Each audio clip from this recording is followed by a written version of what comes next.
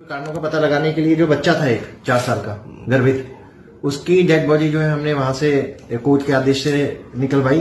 जहां दफनाई हुई थी। उसके बाद उसके जो सैंपल्स थे पोस्टमार्टम कराने के बाद वहां एफएसएल भिजवाए। तो एफएसएल में रिपोर्ट में जो हमें मिला वो चौंकाने वाला तत्व मिला कि इसके अंदर बार्बोरेट जो ड्रग्स होता है वो उसके अंदर आ रहा था बच्चे के शरीर के अंदर, जिससे उसकी मृत्यु भी हो सकती थी। तो इसके बाद हमारा शक यकीन में बदल गया कि ये जो है मृत्यु जो है स्वाभाविक नहीं है, ये किसी ने मर्डर करा है इसके अंदर। फिर हमने आगे तफ्तीश अपनी चालू करी गई और आईपीएस जो है प्रशांत किशोर, उनके नेतृत्व में एसएचओ जो हमीरवास हैं और उनकी टीम ने काफी मेहनत इसके अंदर करी और जो जिन पे हमें शक था हमसे उन्होंने पूछताछ चालू करी। तो पता चला कि भूप सिंह पुनिया जो इन बच्चों का बाप था और जो लेडी जिनकी डेथ हुई थी उनका वो जो उसकी दादी थी, उसकी मृत्यु इसी ने इन तीनों की मृत्यु करी है। एक की इसने जो मर्डर करा वो 31 तारीख को किया, एक 13 तारीख को गर्वित का और 28 फरवरी को अनुराग का। इन तीनों का मर्डर जो है जहर देके इसने, जो भूप सिंह जो है इन दोनों बच्चों का पिताजी है, उसने ही इन तीनों को मारा था।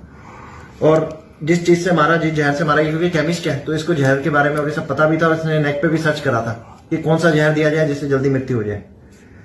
तो इन तीनों का मर्डर इसने करा और ये चीज इसने एक्सेप्ट भी कर ली और ये बता भी दिया कि मैंने ये मृत्यु मर्डर करा है वो मैंने कौन सा पॉइजन देके करा। हमने जब इससे कारण पूछा कि इसने ऐसा मर्डर क्यों करा है, अपने बच्चों को ही मार दिया और अपनी दादी को मार दिया, तो ये बता रहा था कि मुझे शक था कि ये जो बच्चे हैं वो मेरे नहीं है और इसे अपनी पत्नी के चरित्र पे भी शक था और इसलिए इसने ये डिसाइड करा कि मैं ये जो है इन सबको मार दूंगा। सबसे पहले इसने दादी को इसलिए मारा, इसका कहना था कि जो ये बच्चे हैं